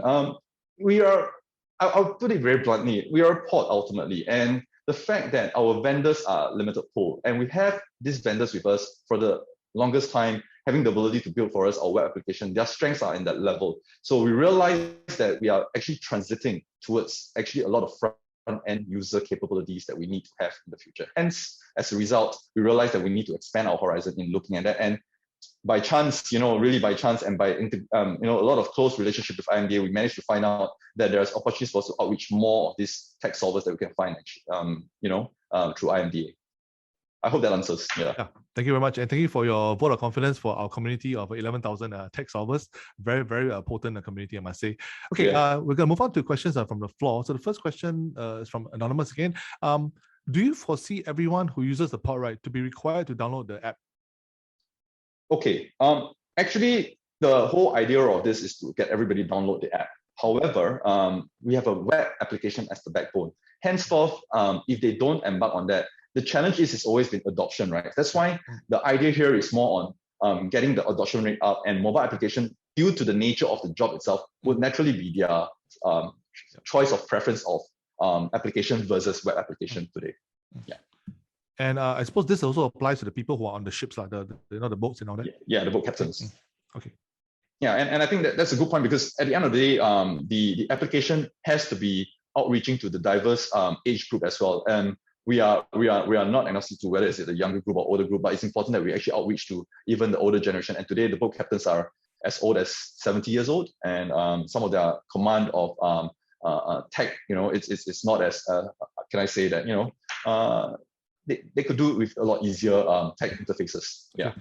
So that means that the UI UX is a very important factor in this the success of this app. Exactly. Okay. Exactly. Yes. That's cool. Okay. The next two questions are sort of related now, because I think they're both interested in the fact that you already have the existing LT Connect. So these two questions are very similar. Saying you already have LT Connect, but are you willing to consider a whole new solution that may not involve LT Connect? There's a challenge to that actually. So because LT Connect at its core intent and purposes, of course, this is an extension. So unless otherwise, of course, we are open to hearing that, but unless otherwise it's a radical change to what we want to do, that will be quite a big jump to the users as well, because the users' workflows have been established through that application itself, in the web application. Okay, but I guess in addition to that, is Jurong Port willing to rebuild LT Connect with additional features as part of this challenge?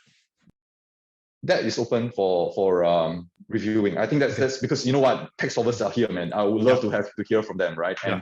And but again, that one key point I want to bring up, yes, to the tech solvers, that a lot of these are knowledge based from the operational processes itself. So why it's important that even if you were to build that, it has to replicate back into what the operation currently actually experience today. So unless otherwise they do see that, we do see that benefit and extension to that to rebuild this whole thing, that will be something that we need to reconsider as well. Yeah. Okay, yeah. And okay, next question is from Emmett again. Okay, our regular questioner today. What is the architecture of LT Connect? For example, the database, APIs, and how do you interface with it? Sorry, can you repeat that question again? Sorry. Yeah. What is the architecture of LT Connect? Referring to the database and APIs and so on, and how do you interface with LT Connect? Okay. I'll say in a broad level, but Ian's on the call as well. He's my tech guy, and maybe we can Ian. a little bit. Yeah. Hi. Yeah, welcome, Ian. Yeah. Hi. Thank you. All right. Just to answer Edmund's question. All right. The backend we already have established already. Right. So the backend we are using the OAuth. All right. With API manager, with Oracle database, Java, and backend stuff like that. And to API, it would definitely be JSON and yeah, on the API integration part. Okay, thank you, Ian. And then I think more technical questions for you. They kind of knew you were coming in, so they had the questions ready for you. Okay, Right. Is there any API available to connect existing LT Connect system? Yes, there are existing APIs that we can reuse, right, for the Angular front end part. But of course, if let's say there are additional APIs that required to do this prototype, we can actually work together and provide those APIs. Okay, thank you, Ian. Always great to have a tech guy on hand as well. Okay, next question. Oh, this is another tech question. Very cheap. Okay, are you open to PWA web app that functions just like an app? And also, will the internet be available always, or might there be a loss of internet? All right, that's a very good question because prior to that, we actually have a lot of brainstorm session internally to see what are the pros and cons between PWA and mobile apps, right? So at the end, we decide that it will not be on the web base, not PWA, but more on the mobile app, right? Because the connectivity at the port itself sometimes may not be that good. So that's why we want to also look into this online offline features that's available on that can be leveraged on using mobile technologies. Right. Billy, don't mind if I add on to that yes. to that point. Yes. Sorry. Yeah, I just jump in a little bit on that point because again, beyond the port, because at the end of the day, if you recall the way the supply chain works is that we actually send the lighter boats out into the anchorage. Actually, that's a bigger challenge that we face because once you get out of the sea itself, you get 3G, 4G network. Sometimes it's not as good. Henceforth, when it's on the go, beyond the terminal itself is within our control. We can actually do up a lot more APs, access point and all that stuff to put it inside. But what's really challenging that we face, it's on the go. And sometimes you never know, right? You go on even to MCE, because we have one that connects to MCE itself. You never know where you get connectivity as well sometimes. Yeah. All right. Thank you, Desmond and Ian. Okay, just 2 more questions. And then I think this one is something quite similar, but let's clarify as well. Is the expected prototype, is the prototype expected to be to be integrated into the LT Connect as an LT Connect app? Yes, it will be an extension to the existing LT Connect platform. Thank you. And okay, final question for Ian and Desmond. Must the source code be submitted to your organization? The source code of the solution? Definitely, yes. Yeah, we would like to own the part of the IP as well. Right, Desmond, you have anything to add on this point? Yeah, I mean, definitely this is a very typical questions asked, and I think that's from a operation standpoint, because Anchorage Lighter Terminal is Jurong Point is the only one that operates it, and primarily also because we want to make sure that when we know this source code, we can actually expand further together with the solver. I mean, that could be discussed even further, but definitely the source code, somehow or another, JP will want to own a part of it, or if not all of it. But of course, we can discuss further. But there's a lot of opportunities, as I mentioned just now, because where we are right now, the supply chain is only the start of it, and we're going to extend it right to the end, where the anchorage itself, how fast they actually reach there, how fast they start delivering from the warehouse to the point. These are the whole supply chain that basically with LT Connect can be extended in the future. Okay, thank you, Desmond. I think we have time for just one more question for Jurong Port, and this is from Benjamin. So it says, so the solution must also be able to communicate in a D/DIL, delayed, disconnected, intimately connected, low bandwidth communications challenge environment with resume on break feature. Okay, Ian, I definitely need your help on this. Yes, definitely. The solution have to be so-called support whenever there's a disconnect in the network. Right. So one important point is that probably to look at how the information is stored in the local app, right, before there's a connection and then send back. So these are the kind of solution that we're looking at. Okay, I think this is another lecture in the future session of Innovation Thursday. Okay, thank you. Oh, okay, myself, we answered 2 more questions. One from Benjamin. It says, does the data involve video and data? Video, definitely no at the moment. All right. Data, definitely yes. Right, because if let's say the port user, right, the user on the ground keeping track of all this information, it's all about sending data over the Wi-Fi or the broadband to our servers. So no video data. That's great. Okay, as of now, there's no video data actually. But then if you look into the longer term, because we are going to do a lot of video analytics on terminal itself, and that's where we will bring in the next part where digital twin and all that stuff which we're building right now, and that could potentially be a client app based in the future down the line. But at this kind of challenge right now, we are quite focused on data at the start. Okay. Yeah. Ken, sounds like you have something in common with the Singapore Sports Hub. A lot of plans for future expansions of the app. Yeah. Okay. This question was, I think, something we covered just now, but they wanted to make it very clear, I suppose. So, who does the IP belong to? Desmond, I guess the answer will be it depends on the negotiation between the selected finalists and yourself, right? Yeah, I think one thing definitely for sure is that JP will want to own part of it. So there will be definitely JP's portion. But as to the solver itself, how do you want to negotiate that component? That's where we can discuss further. Yeah. Yeah, that'd be great. And thank you very much to Desmond and Ian from Jurong Port. Thank you for filling all the tough questions. Thank you. And we look forward to a lot of exciting submissions for your challenge. So good luck there. Thank you. Thank you. Okay, our next topic is very, very important. It's about workplace safety, and we're going to invite our speaker from the Workplace Safety and Health Institute, which is under the Ministry of Manpower, MOM.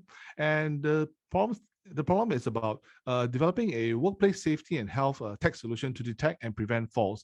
Our next speaker will be Mr. Alvin Tan Jiawei, a senior manager from it's in charge of the WSH technology at the WSHI, the Workplace Safety and Health Institute. And Alvin has been with in the field for over 10 years. He has over 10 years experience in spanning over commercial ship repair and retrofitting, work pass processing, and optimization of work pass policy changes. And Alvin is currently focusing on driving the industry adoption of workplace safety and health technology solutions, right? Focusing on the construction and facilities management sectors. So, Alvin, may I invite you to take to the stage right now to present on the WSHI's challenge in Innovation Core 11. Alvin? Thank you, Billy. Right, let me show you a share screen.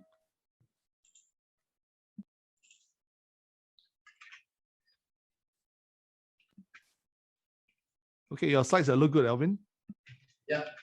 Well, thank you so much.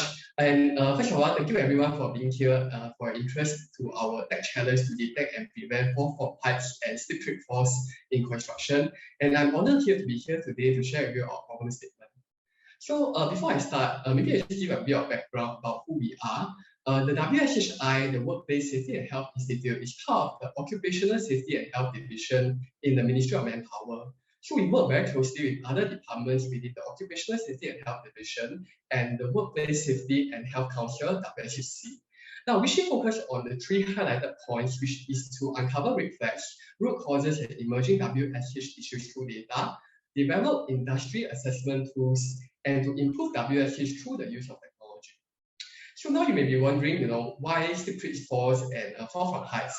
And to give you a better appreciation of why our problem statement was targeted at these two areas, we'd like to share that these two injury types have been the most common in the construction sector.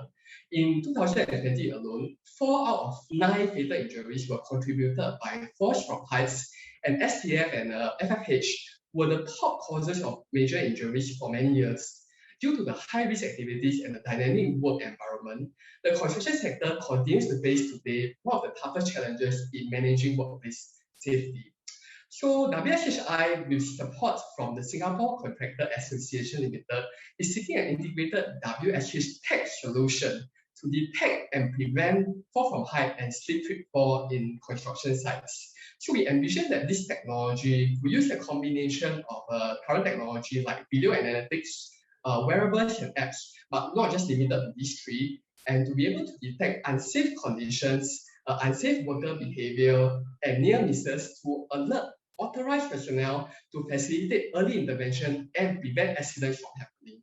So this technology can integrate with back-end systems like the electronic permit to work system and other risk assessment or risk management systems to identify which are the high-risk work and high-risk areas.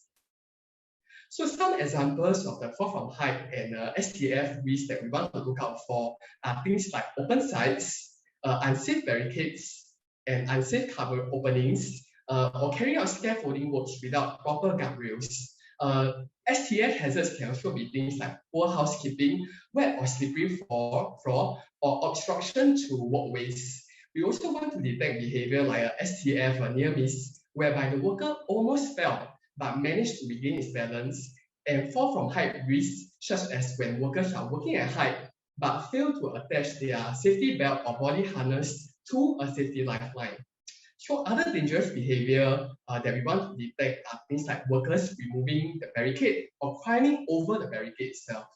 For this Open Innovation Platform Challenge, we will work closely with the Singapore Contractors Association to identify suitable test-bed construction sites for you to gather data and test your algorithm so that you can then increase the accuracy of detection and lower the number of false positives. So in this proposal, you want to consider how to best make use of the resources provided to you and how you want to set up the construction site to carry out the development of your prototype. And you may even want to have your models ready before you move on to the trials. Now, the solution should allow users to be able to detect hazard, and then incident manage, and be able to customize their escalation alerts for alerts detected based on the incident type, and be able to track what kind of follow-up actions were taken to remove the hazards. By using information on where these hazards are and which workers are performing unsafe acts and where the unsafe conditions lie, the project manager and supervisor can then engage the contractor to remove the hazards or correct the workers' risky behavior. So we think it may be useful to also share some of the requirements that you can include in the proposal to make it more attractive to construction companies. So in the proposal, you can show and describe how the solution can meet some of these requirements, such as being cost-effective, having modular features, low initial investment to start adoption, but having the ability to scale up and then include more features, having a friendly UI and low admin effort to maintain use of the solution.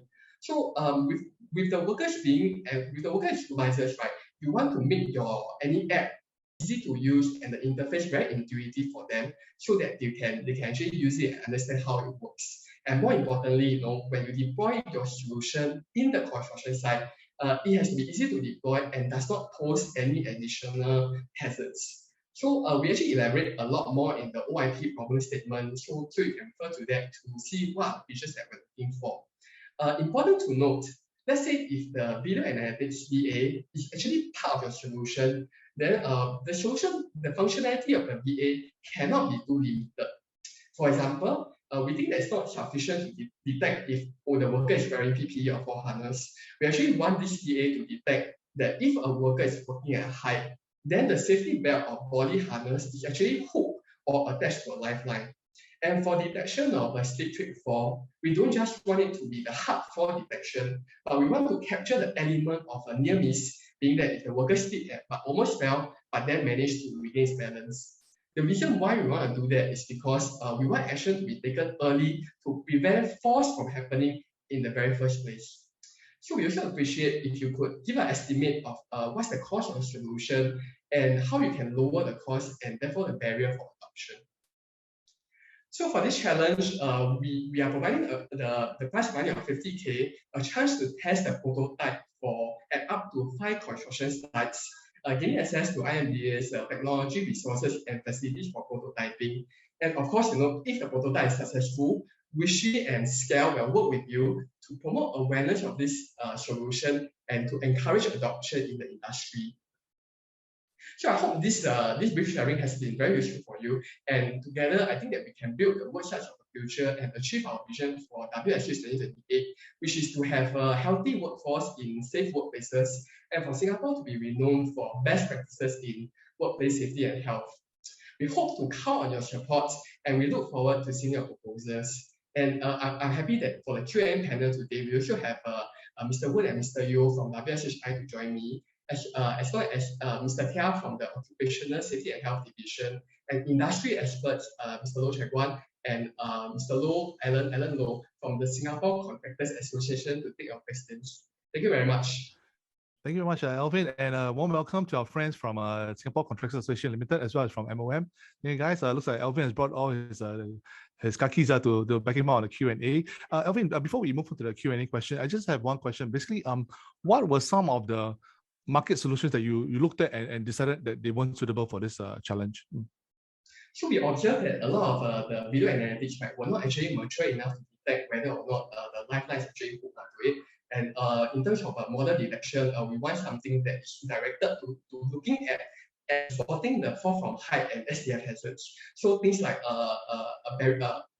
opening that does not have proper barricades, right? We want to be that to be part of the detection. And so far, we have not seen that kind of technology in the market. Okay, that sounds very tough to detect something that it's not there and supposed to be there. I think that's quite tough for any AI so far, anyway, as far as I know. But anyway, wow, we have a lot of questions coming, so I'm going to open to the panel from WSHI, SAL, and MOM. Okay, first question.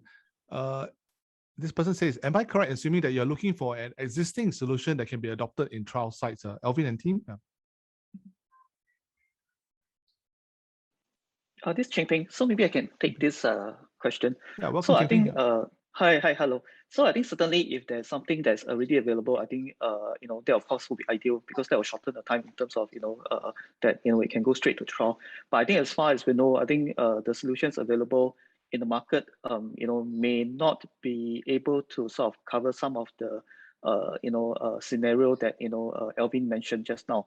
And especially I think when it comes to slip, trip, and fall, it's also from what we know, it's also sector specific as well.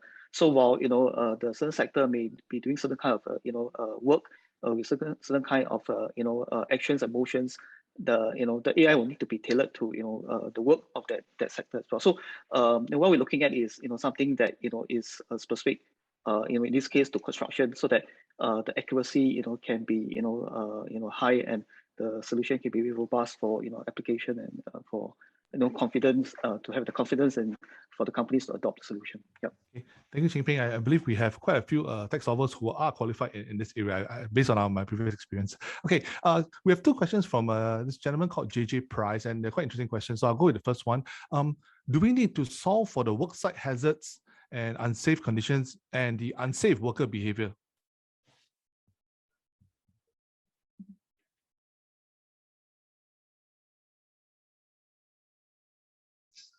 So maybe I take this question, right? When you say solve, you mean that be able to identify, then yes, we do want to be able to identify which are the hazards and unsafe conditions. But if you are asking us to know what kind of behavior is deemed unsafe, right? Then definitely within the Occupational Safety and Health Division, we can provide some inputs, and together with the Singapore Contractors Association, to let you know what are the kinds of unsafe behavior that we want to be able to identify using EA and wearables or other kinds of technology. So we'll be able to tell you which are the kinds of things that we want to detect. But yes, we do want to detect them. So I hope I answered this question. Thank you, Alvin. That was a very perfect answer, very, very clear answer. Thank you. Okay, JJ Price has one more follow-up question is, can you define a low connection or no connection environment? And then can we set up a local area network?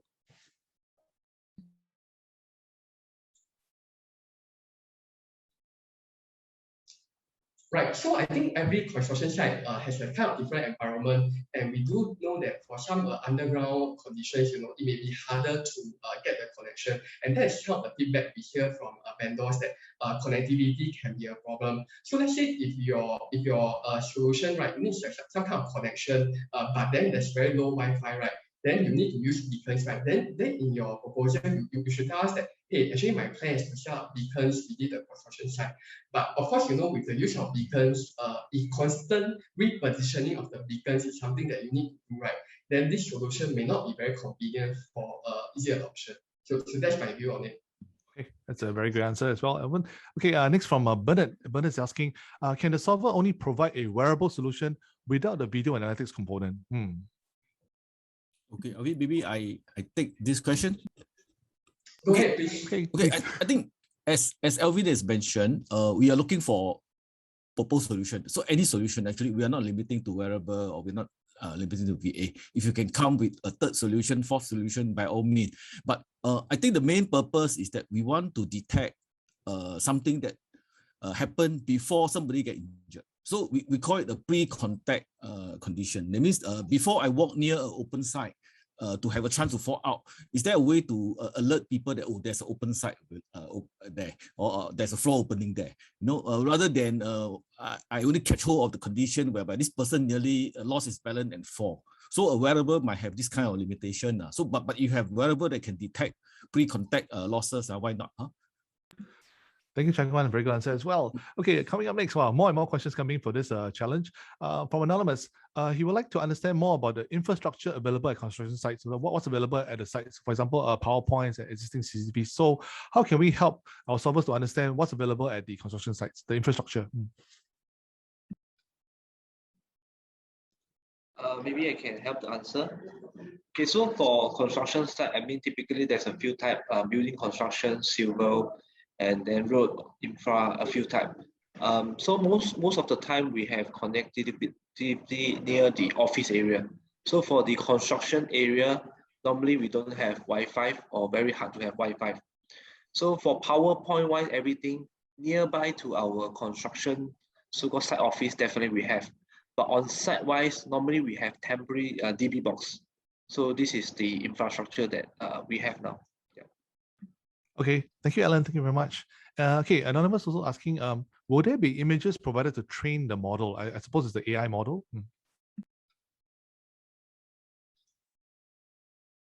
Well, hi, this is Gerald here. Maybe I can take this question. Hi, Gerald. So, hi. Yeah, so in terms of images, I think we can provide some, But I think majority of it will probably have to be taken on site depending on the whichever site that is being allocated for the prototype and for trialing.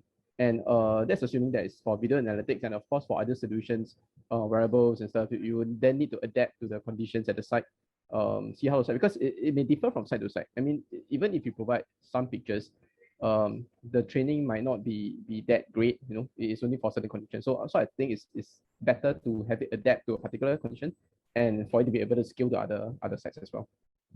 Okay, thank you, Gerald. Very good answer there as well. Okay, up next, this is a 10-year series kind of question. What notification platforms has been successfully used in the past? I suppose it refers to, I think, wearable kind of a notification. Alan, you have any use case? Okay, so from what I'm aware, actually there's a lot of technology bits and pieces. So you have some apps that can do inspection, non-compliance. They can send email, WhatsApp, all these things. And there's some AI, CCTV, mount on tower crane. Actually, it's everywhere, bits and pieces. But a lot of things is so-called reactive and not proactive. So there's a lot of different type of solution, but it's in a piecemeal. It's in a piecemeal. So there's no so-called not a system that able to so-called proactively so-called preempt us that there will be a danger unless a person or safety personnel go to the area and detect it. Yeah. Okay, and I guess that's where the innovation is coming from, the ability to proactively, detect and then warn the workers. That's a very good solution. Okay, we have just two more questions, and then we move on to our final segment of today. Okay, for Mr. Ken Corral, can we assume all workers will have to carry a mobile phone and on board for this solution? Alvin, maybe I answer this question, right? Alvin? So you are proposing that actually we leave it deliberately open, so you can propose that it's actually in the form of app form within the mobile phone.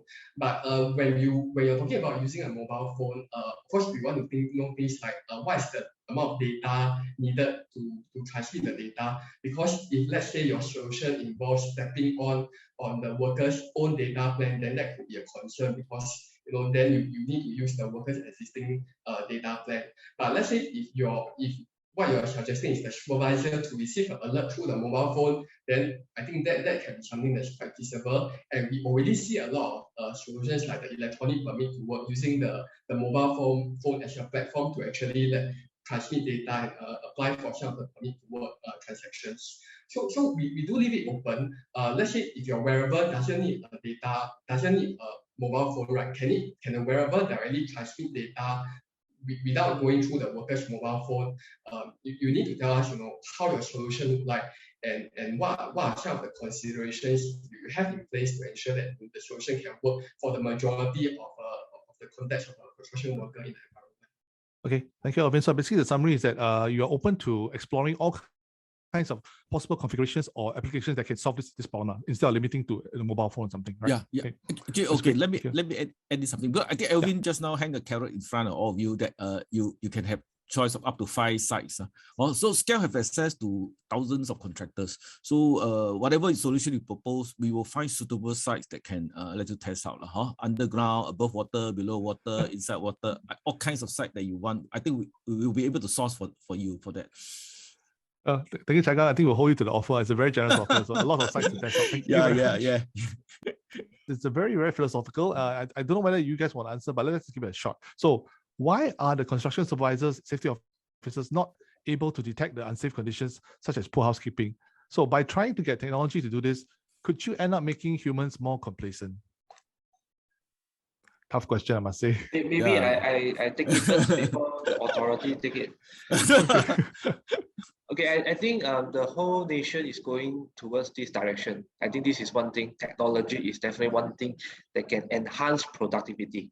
We will definitely have less labor. During this pandemic, I think everyone saw this labor crunch. This is one thing that definitely technology can enhance and improve productivity. Talking about why safety personnel are not doing it, I mean, in reality, right, when we are doing construction project, we have many blocks, many units, and the area is very huge. and the ratio of safety personnel to workers, maybe 1 to few hundreds, we don't know. Because we look at the area, we don't go by the number of workers now.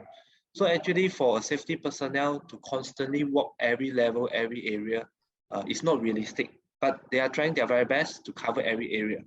So instead of having everyone walking everywhere trying to detect, which is the conventional way, definitely technology is here to assist us. That's why we are having this problem statement to see how technology can so-called cover our lapses or gray area.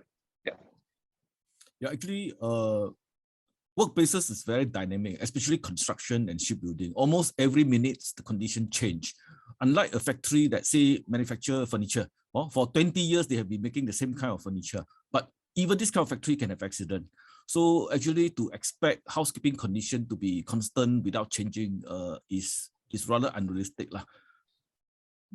Thank you, but I think maybe the potential... just let me add on to that. So rather than making the supervisor complacent, I think it actually enables them, because now they can cover more ground. Previously, maybe they can just look at whoever is in front of their eyes, but now if they have a screen, they can look at multiple areas.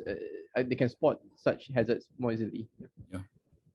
Definitely the message that definitely technology can be an enabler to help us enhance safety across all the construction sites. So it's a very good thing. I think the commercial potential for this final solution is quite huge. It can be applied across any construction site in the world. So I think this is a very exciting business challenge as well. So I'm quite excited by what kind of solutions we can actually get in the submissions.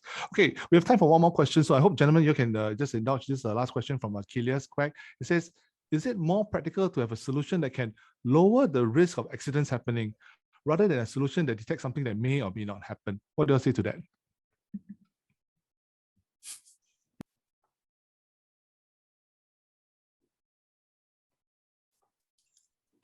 Actually, okay, I take this. Okay, actually, the chance of accident happening depends on the condition, the unsafe condition and the safe act. So rather than reducing the chance of accident, I would rather reduce the chance of unsafe condition and unsafe act.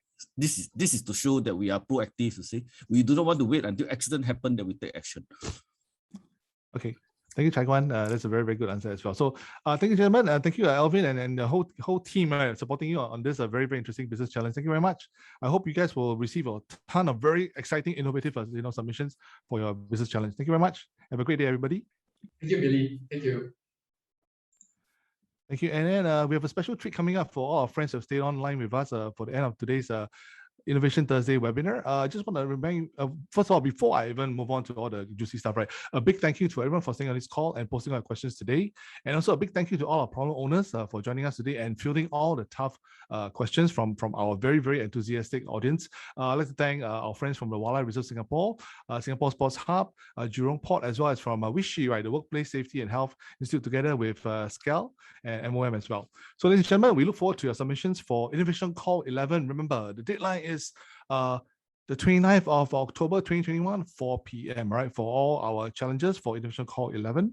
And just allow me to maybe do a pitch for next week. Next week we do have another Innovation Thursday. We have in fact 4 webinars. So today's the first one. We have 3 more upcoming, and I'm gonna just share screen right now with okay. If you guys can just see, okay, next Thursday we have our Innovation Thursday with the theme of visual analytics. It's going to take place 23rd September, 2 p.m. to 4 p.m. It's just going to be a Zoom video conference as well. And just to give you a quick look at the program, we're going to have WRS coming back as a special guest star again, talking about their animal behavior recognition system. We're going to also have our friends from Jurong Barrels and Drums Industry talking about challenges related to the industrial drum cleaning as well as reconditioning, as well as 3 challenges from our friends from the YCH group, very big on logistics problems. So do join us, and I can show you the URL. It's actually, yes, I'm going to key the URL in the chat box. Just give me a second. So we do welcome everybody to join us for a new round of problem owners with their respective business challenges and a new possible commercial opportunities for all our tech solvers out there, right? So I've shared it. I shared it in the chat box, so do look out for and register for this new webinar happening next Thursday as well. And okay, before we move on, let me just cede control of the screen to my colleague, Mr. Bay, our DJ and our VG as well. Is going to play for you our latest Innovation Call 11 video. Take it away, Mr. Bay. Got the tech know-how that leverage data analytics, artificial intelligence, Internet of Things, robotics, or other emerging technologies to solve business challenges? We want you. The Open Innovation Platform is back for its 11th call, and we're looking for problem solvers like you to help solve real business challenges that can affect positive change on industries and organizations. To date, we've offered $7.2 million in prize monies, engaged a growing community of over 11,000 solvers, and hosted 218 challenges and 91 projects. Whether it's creating smart connected devices to work seamlessly with the environment or optimizing processes to enhance work productivity, stand to co-innovate with problem owners like SLS Bearings, Singapore Sports Hub, and Japanese company Winger, and watch your ideas come to life. There are 15 challenges and $560,000 in prize monies that are up for grabs in this innovation call. Think you've got what it takes? Join the Open Innovation Platform Call 11 as a problem solver today and explore our challenge briefs. Experience our brand new platform with upcoming new features at www.openinnovation.sg. And once again, thank you much, ladies and gentlemen, for joining us today on Innovation Thursday. Today's edition was the physical environment interaction. And next week, we'll look forward to seeing you again for our next Innovation Thursday with the topic of visual analytics, a new round of business challenges from a new round of problem owners. So if you have an interest in submitting, do remember that our deadline for our Innovation Call 11 is October 29 at 4 p.m. All right, so this is Billy signing out from Innovation Thursday. We'll see you next week.